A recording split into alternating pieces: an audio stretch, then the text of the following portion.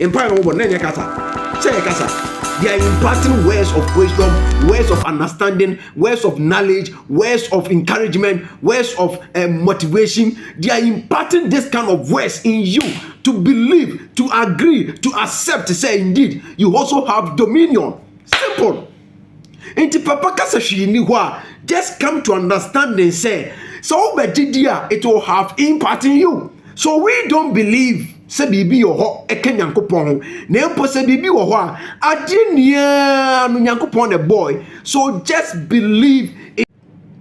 Welcome to Why You Think Show. My name is John once again, and I've come on your show tonight to bring you more explanation on the topic which I discussed yesterday, and most of the people are asking a lot of questions which need answer. But let me make it clear, we are all learning. So I'm going to, with the level of my understanding is what I'm going to, give out. So when it happens that you don't find it well with you, you can also, contribute to the show. So anyway, medin check here free why aswe e de bro bibia samre wutie mi na wasugumi so na mato trust say kasa ne bi ejinchiremu na sa kwan we sunu ntino ye bebo mod na say be read this questions no be 3 enuanmu bibisa. I think say dodo na so ibisa sa question no. Na first question e di kan no, or say on a serious note, what does it mean Hweene wo? Or say na Hweene wo na ye ka no. Hweene wo no as a chere say. That is the first question me nuanmu bibisa on the video which I did about ye papa Sofo Daniel Owusu Esiama or me namesake ba kope Angel. Now the second question Owusu bisane say, so what are the use of all the items you are selling? Or no suni question bisane say na empire ba akadia na ye papa Stephen Adom Kyei-duah author no na say why is he selling? I think that's what he mean. And the third one ono so nasema obisane say Prince of the Word has come. Or also say Prince of the Word, principality. Send ye na trust some kind of efficiency say and ye any honam ne moja ne di na ye bi metumfo kaberchie ne osanke ka ho no. Send na trust some ka say sa Prince of the Word has come no. We ye kasa enuanmu bi mu dey ebisa na meto boase na mafan one by one. Na me level of me knowledge about this kind of questions enuanmu bi the ebisa no me so metimi ade abede abechiremu na se na make no se mechirem na umfanen well to you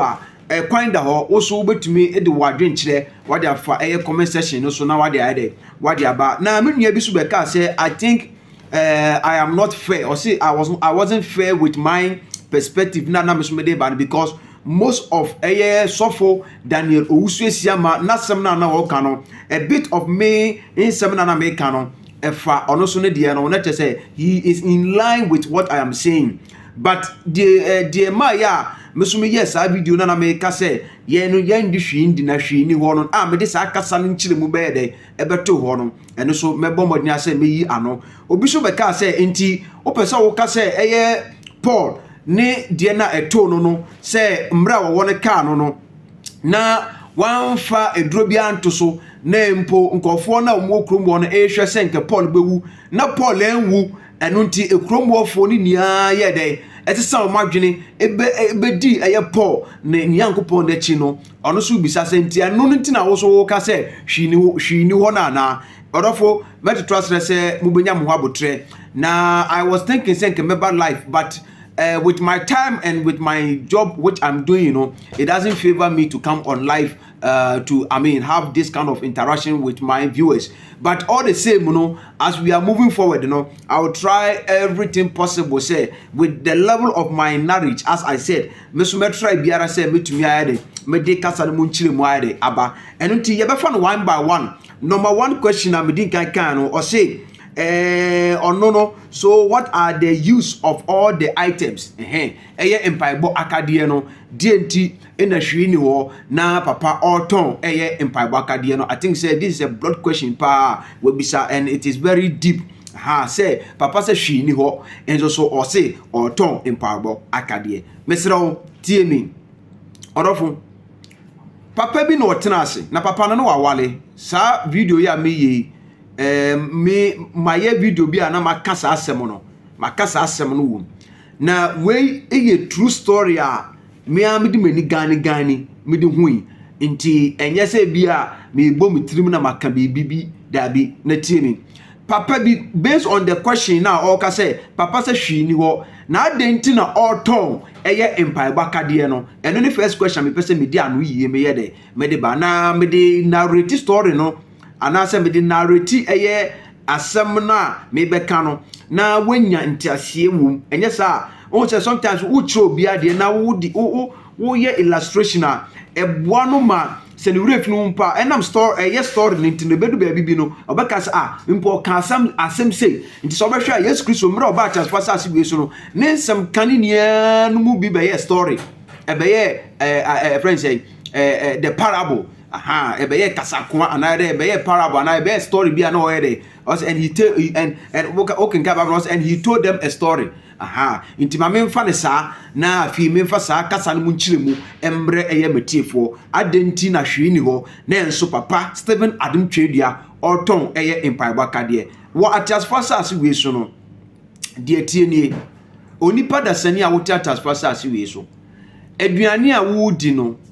e wo sunsanso mesra mo munya mo abotre aduane a wo di no e wo sunsanso wodi aduane bi te se banche no ni sunsanso no ye carbohydrate a fantika se me ka se bia starch starch no enam se ye starch ni ntino ono no ni dwumadi a wodi ni se ema wo ye energy carbohydrate food nti ema wo nya energy na wonya no ebetimi ama wa hoden ema hoden afi se ebia na ekom na do na waboto a afi sa energy ni ba omu no ubetimi aye de wo ye de wo ye bia now yen hwa de bi wa ha wudidi na aduane no kogu ye fun kotoko yi moyin ekokotoko no ma nyankopon aye body no te se mechanical machine bi a mechanic bia na asone so na yi ni dia osewom na afi so de ompe no na sebi wamo akọ wonan wakoja wonan na eno so ayede abesin na empempi mekanya me so no kra kire mo se nipa dasani se yare ebetena wo nipadue mu a aya na aduane no se esani mu wie na de ewosenke kọ janai bia no entumi anko janai bia tie kasa na meka no ni yepa se entumi anko janai bia na abaye yare because ebetumi abafa so a aye fi wo wuyem nti ebema wo ayare munya botre na muntiam ye now obe yare a eye duro na wo sa wo ye de wonom mesra munya botre mesi munya botre na muntiam ye se obe yare a eye duro na wo sa wo ye de wonom sene ekom de wo no watenka mu no wususu se eye duane na wo sa wudi ansa na wanya wahoto no damaso na oyede ote se sene watenka mu no wususu se wo yare ntino eye duro nso na wo sa wo ye de wonom watenka mu ubesusu se ekom de wo nti wo kopa aduane ye de edi watenka mu ubesusu se wo yare nti watenka mu no owosa wo kopa aduro so ye de wonom so se Hweene wo ai miso se Hweene wo na ye de na ye ton aduro de na ye ton pa bakade eno na medi nkyiremu ba no nti misra mo safa na wajoni a na onya ho abotre now wo be yare a wo yare ye na wa yare no wo wankasa wo tirimu po ene wo susunye mu no de wonim ne se nipa yare a eyeduro no ye nom na no machire no wo gidie wo sa eduro no se ahoto betimi ayede aba nti nipa bia no yare a na wako drugstore na wakoto eye eduro na waide na wanom anameboa sabe pepenete okay fine ye troso na otie se papa baton eye empire bakade na de wominie enam se nipa dasani ye fun kotokuo yi wo yare no ntino obanu meduro na ne hwi bibi wo sa be beka no se yare no so ya hwe ina ya benya ne empire bakade and antidam fine tie me ohun se enkenyansa mu no de enke de yesusu se ekom de ya ye kopaduane di no na nka saa so na nka yesu so sɛ yɛ yare so dia yɛnkɔpɛ aduro so yɛ de ɛnom nanso ankoba ne saa wontiem yi ankoba ne saa yɛtena ɔman Ghana mu no de biara no so obi yare na yare ne bɛyɛ yare nkwankɔ bi na yare ne bɛyɛ yare bi otumi sɛ wedi ehu pa yare bɛ kura na nipa tumi yefunu ahyɛ te sɛ kɔhyiakɔ yare bɛ pa na obi ne nan atatai ayɛ bɔdai baako yare bɛ pa na obi ne niefura yare bɛ pa na obi ne timu otumi sɛ apro na afa so employ yare bɛ pa ni ntina afi no na yɛde akɔhyɛ bibi a wɔ hɔ na akɔyɛ huhu ai no ntina yɛ nante kɔ ɛyɛ akɔnfoɔ no so meboa ne yɛ kwankɔ akɔnfoɔ no so na nipa kɔyɛ nipa bi a ɛnam sɛ ɔpɛ ne ho anyanti na nke ɔmfiri ne nyansa mu nka kyerɛw sɛ wei deɛ yɛmfa duro wei yɛmfa triti dabi wanka ne saa na afi waka kyerɛw sɛ ɛyɛ wo maame bi a ɔno no sɛ bi ɔtene baabi a ɔdwene ne ho no ɔno na ɔyɛw na afi no wagya wo nyansa nia ato hɔ na afi wo maame a ɔno no sɛ bi ɔdwene ne ho no ɔno na afi ɔbɔ no somboɔ ɛba ne saa yareɛ no ɛnya deɛ ɛbɛyɛ dɛ ɛbɛkɔ ɛno yɛ one now wudru saa level na afi no wudi susu sɛ biribi wɔ hɔ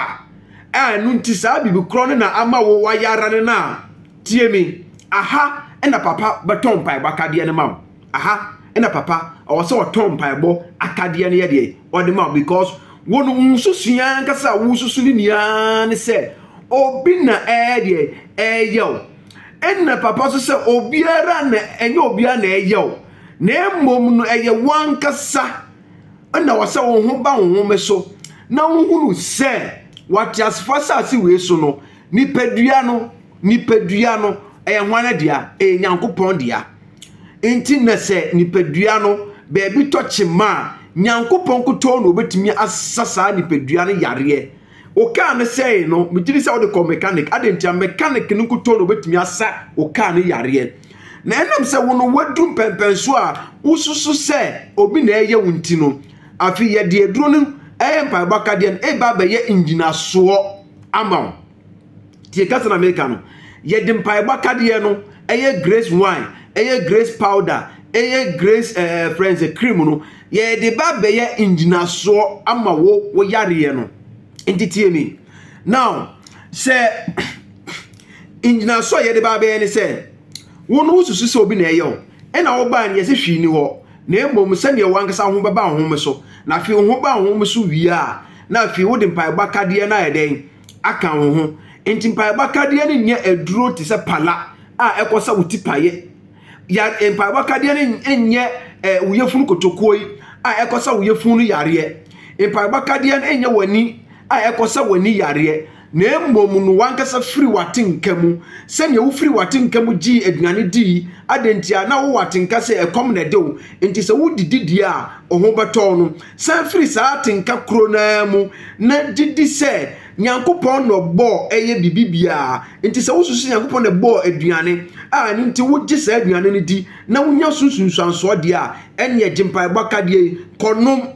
netie kofa dance ye bra nti mpa bakadie no yanton wo yare no dimu si eton wo yare no dimu dia enye nkedura wafefa no wiase nia no nka wo ye de eto na emo mpa bakadie no ye fa no nyankopon dimu adentia kasa wo sunsanso. There is power in words. Kasa has authority. Kasa tumi wom, kasa ahwodin wom, kasa inkurahye wom. Enti kasa na wo begya ton wom so no eno na afi eba beye adwuma senya wodidi no na aduane no sunsanso no impact wo na nti no wobenya energy no saa na kasa so de etie kasa te se aduane enti se wodi aduane bia wonya sunsanso wo aduane no so saa so na se woje kasa bituma saa kasa no so benya sunsanso wo so enti se bible no we kasa impodi o yare ne kasa ne ho atona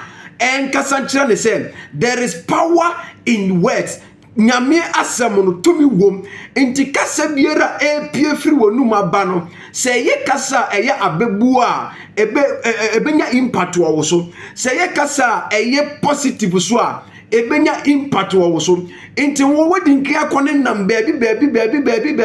emo maka tro obi na eya enti wo wadwene ankasa already no a corrupt enti se wadwene no corrupts dia you have to come into the papa diemu oba papa diemu a ne ye di nyankopon asem no di nka asai ke wadwene no na wo ho aba wo so ahunu se da bi enye obi a na eya na emo se ne awurade nyankopon ni munyamba ye de ebeda di enu ntin na bia wakosa tibia no ebi wo so na nka eye wankasa wonsunsanso bi ena de saa yare we etumi ade abrɛ nti kama homra ho so na oba de sefo no bible se oje ne papa msamudie okone nam na bible se mra ono wankasa ne oba no so ne ho so no nipa biara oba na kwam se oba bɛboa no saa de komprekobuom eno na nanka yete ho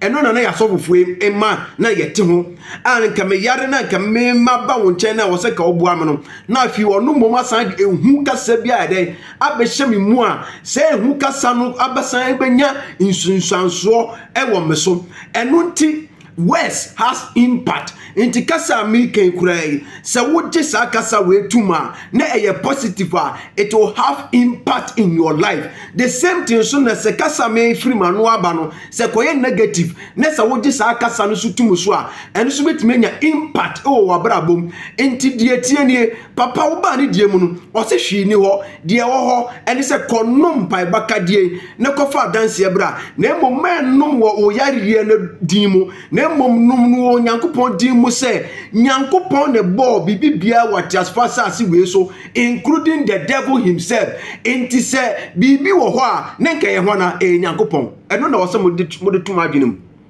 tie kasa na me sense su biem nyankopon ne bo bibia nyankopon ne bo including the devil including the evil one including the wo ho na musu say wo ho no nyankopon ne boy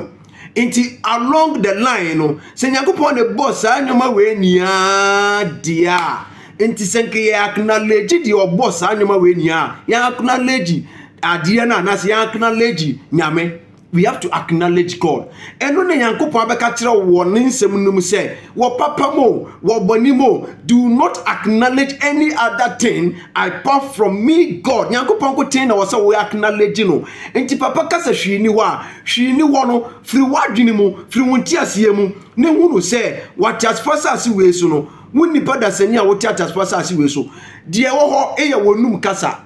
aya yo tetramanya Bible say afatwa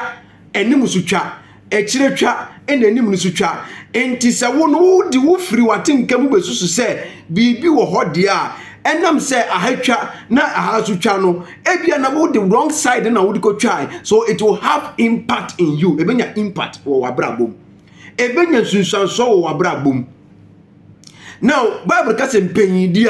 impanyidie no ewiase beda hoyi ebusua bia no ye opani wom peni no one ne abusua pani nti Bible ka se impanidie a kasa bi beda abusua no se efie we mu de ye aware no bokọ na emompa se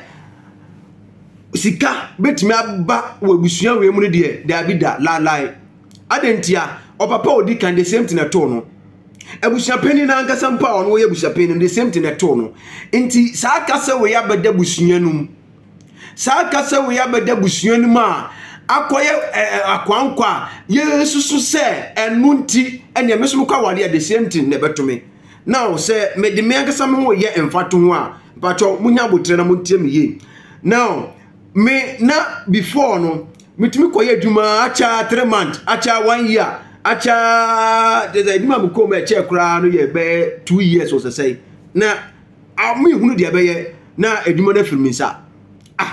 enti koba ne se na ka me ya agye atumu se na ne saa na mabra boti ana listen carefully mpacho tie me ye enti takona misako nya adwuma foforo ena mse no ewiase ade bia obagye atumu no ebetime nya impact wo so ebetime nya nsusaso wo so nti we de me ndintum na mo hwa ade a me ye mi ana me firi matenkem na me firi me susunyem na me firi madwene na me ka se dari we sa ade we ma watch wo mabra bomu pa I've examined this particular issue wo me ankasa mabra boma aye ba ko aye mienu aye miensa aye toaso nti na ne bibi wo ho na chese bibi na ha me eni bibi wo sa na me susuye no ma dwene no ma de magye atum ena me anka satam kana na me mete papa nka ena me am san firi matinke no me so no bibi ani ho de ho ni nyame nti se nyame wo na wa ma me sa adwuma we nkoten dia me nko ba ne se me anka sa me firi bi pem me nja adwuma no na emom se bibi besi na asam no ebesi ne so no enya asam a chese me hu wom enso so hu de beye na ida se adwuma no mayi madi ana me firi mu nti na we na kwaye kwankro bi na etete me na me tuna me ntiase adwuma no so no acha 1 week mesen adwuma ye driving work kura na me ye na se ejika ne firi mu se ma acha 1 week na me am si su kura man sha down driving ni padodo car em se me first one second one na me am to me de nti me an sha down but na ya ye consistent in my life ina da kono me to na me se hwini wo de ho ni nyankopon nti a kire no me na me tena na me cycle madwena me hunu se dabi se man cycle madwena me de madwen ko susu se sa di wenti na ha me a wonim de nti a ma me ka no kra se mo kire mo wene me ka no kra se mo kire mo me papa owo me mani free no na me papa ye driver na driving work na o ye no acha 1 year na ka na efrinisa encha so no anya foforo acha 1 year na ka na efrinisa just on drive car no continuously nche emma just improvement a wo hwe no emma na ne mamu ye den. I'm telling you this it me benyini no na it was na I don't know say no they follow me I can't tell but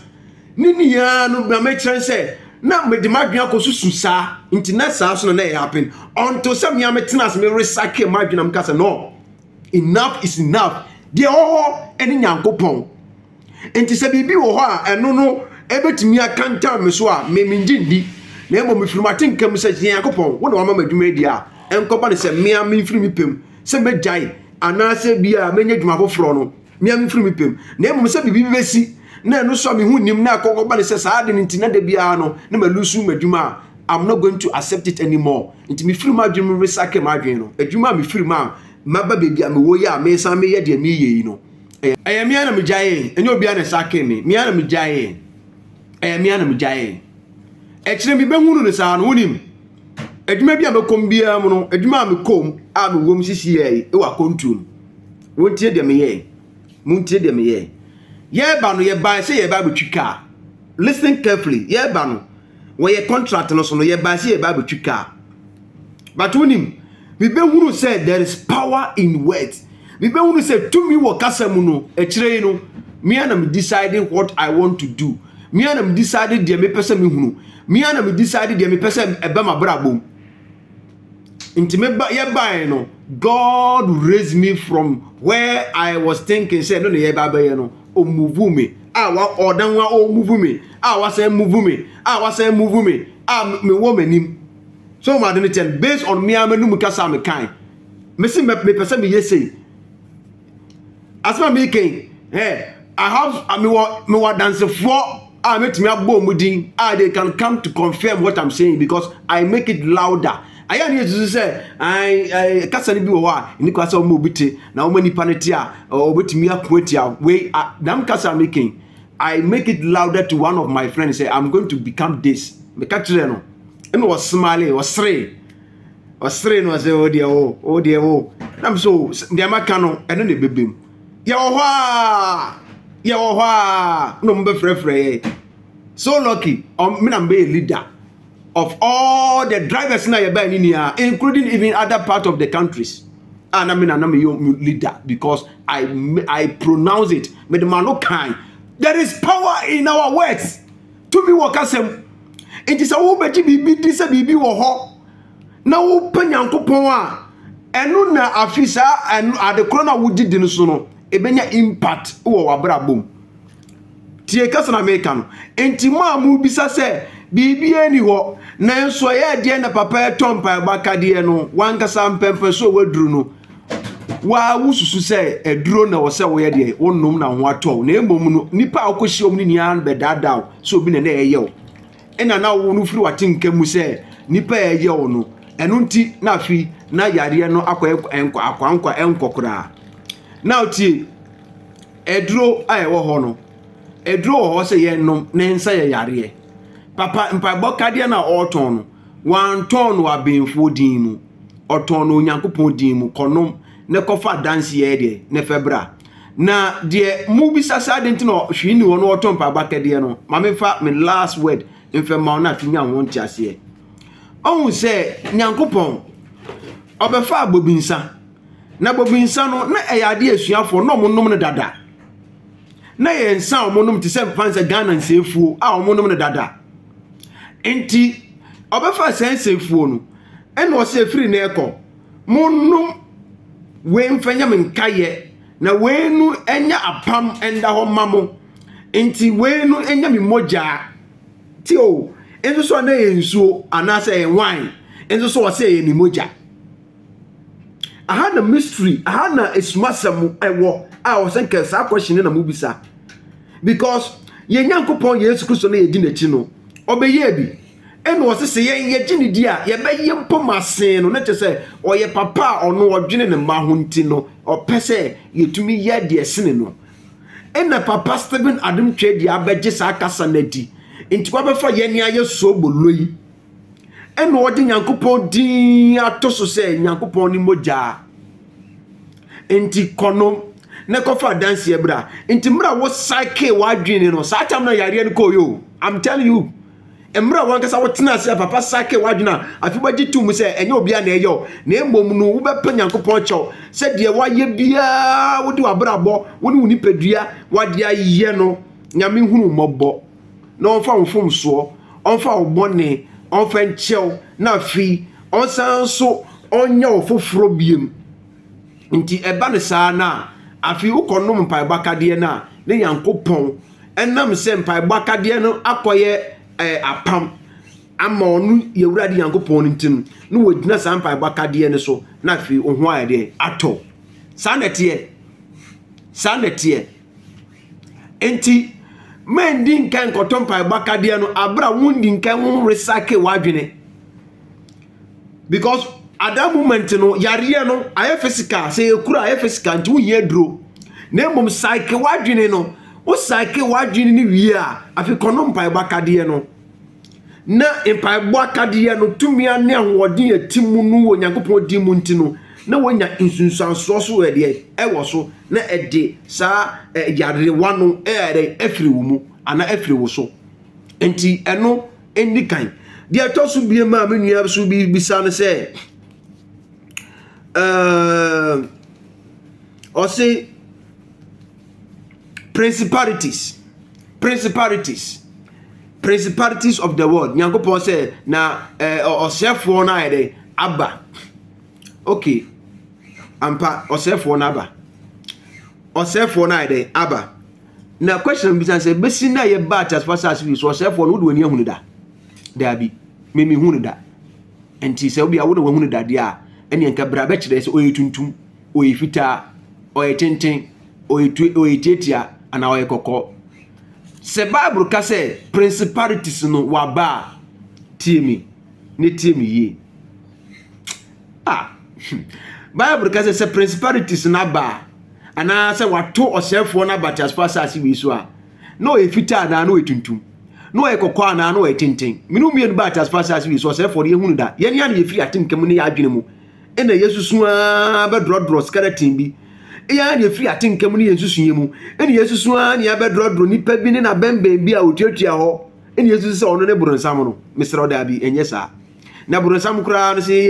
Nyankopon bie wani mu wanu buronsam se ne wote se ne Bible describe na ne ho afa kura sen me na me ka kiro ne ho afa kura sen hwe se Bible me ka se principalities na de o pese o ka kiro ne se on se wo Garden of Eden no mu o ka kiro Adam the same thing na no one can say principalities or say this tree is the tree of good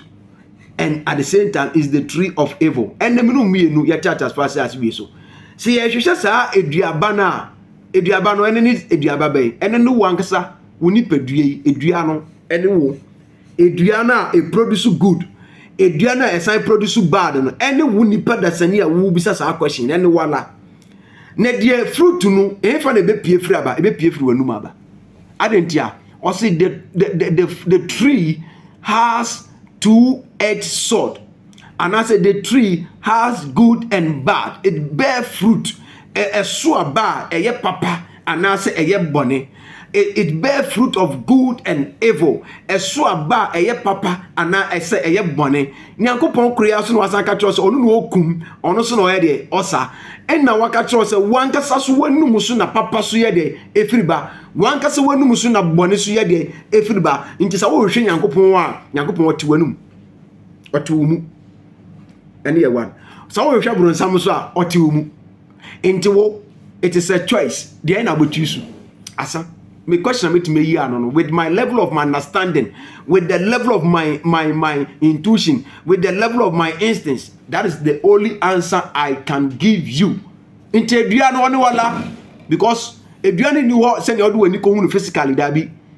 Adentia eduano se kanin pon send a trust am can na o mpa me metimi afiri matinke maka to se na edua bi ani wo. Na emomu no kasa o ka kira Adam se men gye sa kasa we ndi. Na Adam okoje sa kasa ni di imposi kasa Adam di aduaba na se Adam kumpo ekwa best no fa so di aduaba na enye kasa no otifiri ni yire no wo ene ode na so ma sa kasa no ntino enya impact wo no mu madi kaka to se kasa te se duane nti wo di aduane na enya impact wo mu no the same thing ena wo kodi kasa biara wo tie kasa biara so a ebenya impact wo mu asa nti kasa ni Yankopɔn ka kire no Okachen say don't eat from this tree. Ena oja Nyankopɔn kasa no to ho. Ena okotie ne yere ne kasa no. Ne yere so kotie kasa no firi wan ho. Osefo no ho. Anante dam. Enti kasa na ye bibia. So don't agree with any words that is negative. Se before ho. Se before ho a e wo ho ma wo. Adentia wo gi before di no nti. Ena obo ma bi before. Nti se nya impact wo mu. Mandi benfu andi enya impact o mimu adentia ukodi banchi a me say carbohydrate ebenya impact ebenya energy o mu the same thing ukoji se benfu o ho a ebenya impact o mu nti ebe influence o ho na ba ko bo mami benfu ba ko bo papa benfu na fi se nya gamba ganyini ya enkesa mami fo nia enkiye ku omo. So don't eat the bad fruit within you. Some bad fruit, it is within you. The fruit which God is talking about is the fruit of your own lips. So he said, life and death lies in the power of our tongue. Asa. So power no, so power so you positive, you negative power. Or brother Dan. I think I'm speaking sensible. I'm speaking sense because we have positive power and we have negative power. So which one are you going to bear with?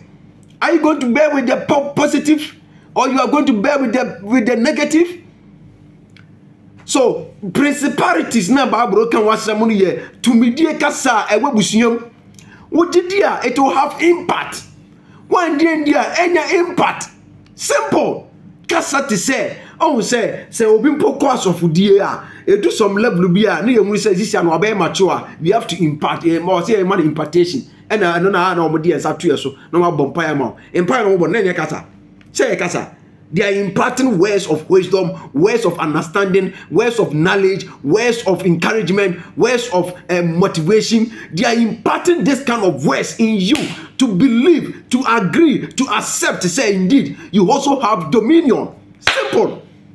Inti papa kasa hwini ho a just come to understand and say so obegidia it will have impact in you. So we don't believe say bibi yo ho eke Nyankopon ho na empo say bibi wo ho a ade nia no Nyankopon the boy. So just believe in the creator ono obo soro ba asase no ono pe na wo say wo gini di ono so no waka to say enje bibi foforo bi ndi enka no ho. So why do you want to agree say bibi wo ho bibi ho no dey yeka benfo enye maame ma na yesan bom benfo na maame no benfo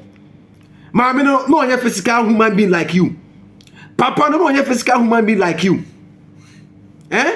Say me yeka say benfo wo ho a enka me meka se mahunu bi da. Let me tell you one thing. Bia na yete those days were crass no. Listen carefully.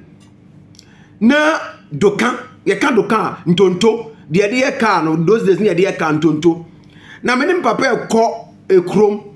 na ye nam kwan so ye kwa na mehunu se tie kasa me beka ye pa se mo se bibi wo na se ge kasa bibi wo a me na me am tie metumi ade me sesimi bo se enka me hunu bibi da but sa bibi kro no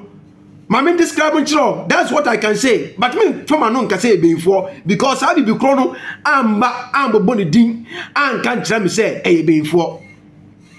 ma me na boni beinfo na bi e friend siata ntike wo boni din a ka se ma me siata ade na wo chen ma me din na wo so beinfo wo di adin foforo de ma no se yesi ye hu beinfo da ai na nke yesu se sa anyoma na beinfo a enka me ametie me se mahunu bi da. God is my witness to what I'm saying because at that time no nipa no mene no ho eyam papa me papa so ewu into oni wo obedi madanse but I can call the earth and heaven to witness what I'm saying. Ye kwa wodoka no so no me hunu se eja bo ejare daw bo na me kire papa me se da hwade na papa twa na ni ko hwe satam na ni die ni wo yenya no ya beje atum se saade no hunu aye beinfo tie kasa yo tie kasa meken I'm telling you me say obi se wo hunu sa anwoma ni bi pan me am tie me hunu bi da na enna me amanya sa ntiase ni ntimi ndi se saade na hunu beinfo because ade na free ni mu a meka tira me se me ni beinfo no da bi nti se wo bi samia I can only describe what I saw de me ni hu na wo describe me hunu eja der bobobobobobo no so enhye nti ke kampa anka I can tell you say Moses di okohuni no me hunu bi da me say ye kan enka Moses di okohuni wo enwure mu wo no na burning bush no enka me meka say me hunu bi da I saw it clearly with my bare eyes with my own eyes me ne me papa so ntia se obedi adansi afasema me ken hu nti de me hunu no enka o say me tumi describe say I saw a burning bush. Ejano dersa na those days nani mudie nuwa na Jesus se bibi wo ntimi ne papa come and see hiribaba santoria kakakara bukokoro ya bompa yesa e kaste ade so enko ade so da na eder afi unim ya bia ade ne enko ade na eder ade ne nkan yen ade na eder enkan yen o me atake yen eni yen mum ye gina ona hiribaba santoria daba koto in the name of Jesus we cast you ye cast ade ne so enko ena afi mi papa afi ne ya bre ena me say da yenko na ade no nkasa ye ho ade no ye cast so enko yenko nja onko ye bia anko ne ye ni eja okoi ade chi na mko school hey makombenfo no misa say na ede na ade ne tese na say ejabiri del bibi e wo do kana na e wo hasem ko kire omo wo ena ba ko beka say wo so wo hunu dey misi me hu benfo no ene ne say ete say na me describe kire no say nti ade na free mu beka kire say wo benfo na me say dey abi me na me bi tu say ade na benfo no so boyo we na ye da ho tatam kra na me hu papa asma me ke almost be na me so almost be 20 to 25 years ache enu pon mi nya obi mo ka chem say nti wo no saade na wo so ko hu no ebenfo ade na free mu ade no ba e be ka say many benfo na me say dey abi na wo se nti wo fa ho fa na wo hu no say ebenfo na afi me ka say mo mu de mi hu pa metimi a describe no say mi hu no eja erden but enu so enhye nti yes Moses ko hu no eja bia na eder obusha me am ti me hu no bi da enti free watin kamu hunu se hwini ho na bibi wo ho a ade nia no nyankopon na ede boy nyankopon na boy udidipe it will has impact hu beba be show mu na ofi tie story na nka me ba be kana me jato ho no tie story na nka me kana me jato ma me no oni papa no o ma ware no mote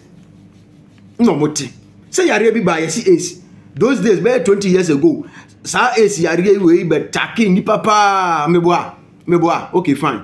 tie kasa we papa no one ne yere tie omo adwuma papa ne bank manager yere no so ye cashier ate say omo adwuma fine anapa omo sori omo kom adwuma na wa oni ma esikafo oso wo doctor wo na wa ko check ni nipadua nipa de wodi na wo no de oso wo ha oso ko hospital na wo ko check onipadua no se bia wo ko didi na efin ni bia anko waje na bia ntino akoye yare a oso ko check papa no ko hospital wo no doctor no ono mutie kasa making doctor no catch and say wonya HIV preocupa na papa no yem shin brim no twahwe oko o free fie so ba so de no e normal o free fie all kono no e very normal no won yare prekopo ko hospital na papa doctor ne ka kire say wonya HIV pe na ne yemu ye de e hye brim adentia se kasa bia beto say HIV ye yare bia say enya wo dia achi de owuo na ba be fa nti saa yemu hyew no ne afie mu twahwe ene ye bonus a no san so bankem yen san diagnose bi ma doctor nso wasan so nya HIV e so de wonya pressure because ne yemu na hye no e the pressure so ade abeka ho hwe kasa ba akopọ kote no e de nyoma miensa na ebre no okofie no obo na yire nso amane ne yire nso te ya na ne yemhye nhwim on de otwahwe wansori bi mawu kasa wu abra na yire nso no odi bufuo ma ne tete no kon wanyi ntintini ni a kasa na ne kunu ka kire ne se wonya HIV no na se me no na tene manya HIV de se no so wonya bi prakope no nso twahwe no wi wawu okọ o jamo from anu okọ kasa it is said na na odi no nti oji kasa fun bituma it will have impact in you oji kasa boni bituma it will have impact in you adentia wumu woni padue woni dua na ba abro kan wasem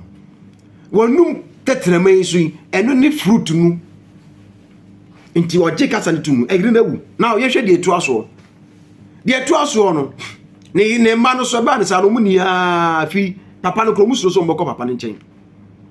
amone papa ni didi bi because papa ni HIV ena obehia papa bi ena o so obaboa no na ne HIV ade na ko ono so sa no free oboa oba betwa na azan ono no kono na medicine for so di gene sika di wie no ka chensa isi ade eche de odo baba ko no betwa so ansa na o yare na ate akọ because eye ofie ebusuafo na eye o nti ye hia oba no ba ko papa no so ntimi fa ne ba no kontinu ene o so ja ono so na eti na chensa sika no mo gini ni ano o ma ye no 419 ahye oni na ni ne ma no sa be hia obi foforo na obi foforo nso obabo ano ono so twa ne sa azan o twa ne sa ene yakopon cha de no ba papa di mu na papa ka tense hwi ni wo onyare ene o sa na me nyare na me ko doctor no so ka kire mi se me yare no na o se da bi doctor no ni yefun kotokuo nti ena onenam nti se ne be ya obetwa ono azan nti no na emu onyare na emu mu no impempen won kase wabagia tumu se wo yare nti mi won pa baka de jimpa boka de konum wo nyankopon dim de dinkan saka wadwene no ma homra hom so ne sere urade nyankopon se nipadue ye ne dia nti se mafum wo kwan bi sumpo a adum nyame wo hu me mobo onfa me bone ne me fum so penche me prekope papa je kasa we tumu okonum pa baka de no ono no wodi adansie ne ba ne se na fi no odi adanse o san ko doctor no obi okoye check up doctor no se still yare na emom no why fine kakra adentia doctor no pese okoso atwa no se papa no wisika ene oba papa no nchen no se amako doctor no se still HIV no na emom my fine no se sa na obeka kire so ma dinga ka so wonyare o pese o zan o pese o du sika nti afri na ekọ no wo no fese wadum se wonyare koso anu mpa ba kade no ne fese wadum se wonyare fese wadum se wonyare fese wadum se wonyare ne tie trust them say let the poor say I am rich, let the sick say I am healed. So put it in your mind onyare sra awurade yankopon hununu ohunu mmobo onfafo so mfecho hwe no wan ko dada mu biem na nto yankopon akwan so ye papa ye tenene babrabo ese na fata na fi me say no mpa bakade no eno ano no onyare na papa be yes no san ba bi na papa no ka kire say onko different doctor ho onko different doctor ho no na say wo ye okay onyare yare bia ma wudim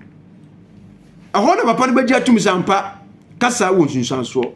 because the ma ekun ne yire no e kasa okote no doctor no no the ma ekun ne yire no e kasa okote no doctor no no the ma afi ono no ofon no ntumi didi ni nia e kasa okote no doctor no no the me pesa me kakosi ni se bibi wo ho bibi kro no nyame the boy bibi ni ho bibi kro no nyankopon the boy into ade ni amu se nyame the boy dia do not acknowledge any other thing apart from God ono and also wo acknowledge no nti eba de sefo no call na ono akohunu sa afi de wayira no ono na osan tenase na no ba no so na o se meja fie kura no there are so many servants tise me kokra no meja wan fama anya ba biem no de me servant I think say it is good enough Oba no ne gya no so gye no enti mo amayira na mo si bibi wo ho eno enti mo susu se obi na eyemo bibi bi ebesi bom abra bom bia na budu so obi na eyemo no me bi na me kasa fidie so ka kira with a fact because me ma testify pen Hweene wo de wo ho eni Nyankopon a obo na wankasa gitum se wo a nipa dasani a wo church as far as we so no wo na Nyankopon tiwu mu wo na bronsam tiwu mu enti principalities no sa wo pede a na wade atum se bibi wo ono ne principalities no ebenya wo so wo bewu wo yare mu wo bewu wo nkoda da mu ena wiase hunu se mature enough in Christianity. Are you mature enough in religious? Are you mature enough to go to marriage? Are you mature enough to do this? Sanity nti abrabo na koye te say wuti classroom edu baby ebe so wahwe na yehunu the level of maturity wo Nyankopon mu abusiafo nti abusiafo kasa no ayatentin mede mikasa besia wo so wadwenkyere bi a nyansa nni ba akofo tirim nti se wo so wadwenkyere bi a wo so obetimi ade aba na wa drop no comment section wo de me so minimum me level of me understanding wo say bibi wo ho bibi ni ho na ade nti na otom pa ba kade no. This is what I can say. Nti so wo enina so bi so wo ehunumu bi a na wa de aba na yeni aya kire ade me do betie fo ase so make sure so be like na wa share. Bye bye.